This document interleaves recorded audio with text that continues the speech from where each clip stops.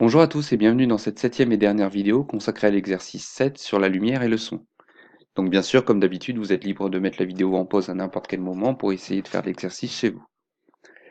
Donc dans cet exercice, on s'intéresse à un manga qui s'appelle Assassination Classroom et notamment à son personnage principal, le professeur Koro. Donc dans l'énoncé, je vous explique que le professeur Koro, c'est un personnage qui peut voler à la vitesse de Mach 20 et je vous explique que Mach 1 en fait, c'est l'autre nom que l'on donne à la célérité du son dans l'air. Et donc plusieurs questions par rapport à cet énoncé. Première question, quelle est la vitesse en mètres par seconde puis en kilomètres par heure d'un objet allant à Mach 2? Question 2, en déduire la vitesse du professeur Corot en mètres par seconde et en kilomètres par heure. Et enfin, question 3, à cette vitesse, combien de temps faut-il au professeur Corot pour parcourir la distance Tokyo-Paris, distant de 9706 km? Donc première question, quelle est la vitesse d'un objet allant à Mach 2? Donc pour cela, il faut comprendre le Mach 1. Le Mach 1, c'est la vitesse du son dans l'air, autrement dit, c'est 340 mètres par seconde. Et donc Mach 2, c'est 2 fois Mach 1. Et donc 2 fois Mach 1, c'est 2 fois 340 mètres par seconde. Et on en déduit que c'est 680 mètres par seconde. Donc maintenant, il ne nous reste plus qu'à convertir cette vitesse en kilomètres par heure. Donc on veut Mach 2 en kilomètres par heure. Donc pour cela, il nous faut deux égalités. Une qui permet de passer des mètres au kilomètre et une autre qui nous permet de passer des secondes aux heures. Donc avant cela, on rappelle que 680 mètres par seconde, on peut l'écrire sous forme fractionnée. 680 mètres divisé par 1 seconde. Donc on rappelle également que 1 mètre égale 0,001 km et que 1 seconde c'est 1 sur 3600 heures. Donc il ne nous reste plus qu'à remplacer le mètre par 0,001 km et le seconde par 1 sur 3600 heures. On obtient donc 680 fois 0,001, le tout divisé par 1 fois 1 sur 3600 heures. Si on tape ce calcul à la calculatrice, on trouve un résultat final de 2448 km par heure, ce qui correspond à la vitesse Mach 2 en km par heure. Donc question 2, en déduire la vitesse du professeur Corot. Donc on sait que le professeur Corot va à Mach 20, donc on rappelle que Mach 1 c'est 340 mètres par seconde, donc Mach 20 c'est 20 fois Mach 1.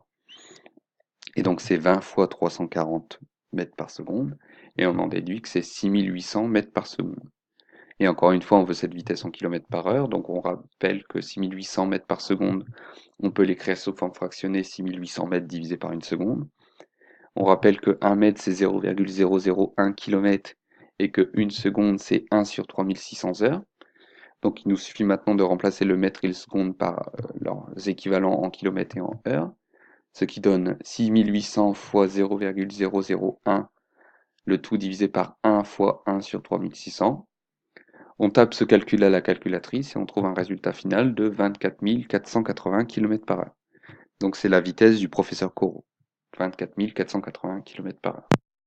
Et donc dernière question, donc dans la dernière question on demandait quel temps il fallait au professeur Corot pour faire la distance Tokyo-Paris. Donc pour ça, il faut comprendre qu'on cherche un temps et donc il faut la formule qui permet de calculer un temps, soit la formule T égale D sur V.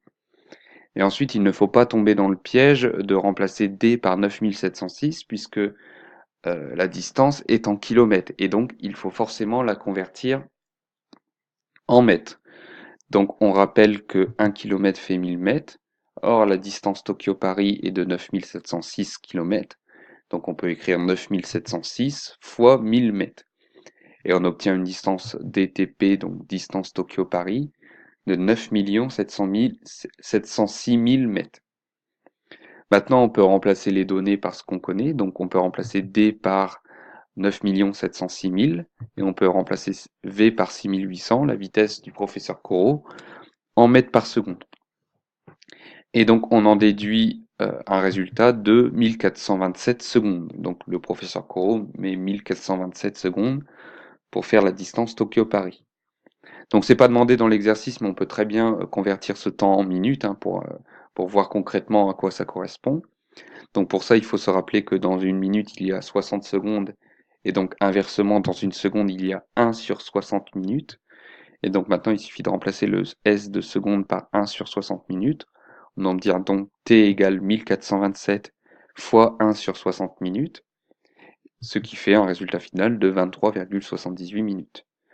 Donc en gros, le professeur Corot fait met à peu près 24 minutes pour faire la distance Tokyo-Paris. Donc voilà, je vous remercie de m'avoir écouté. Surtout, n'hésitez pas à regarder mes autres vidéos où je corrige les autres exercices sur la lumière et le son.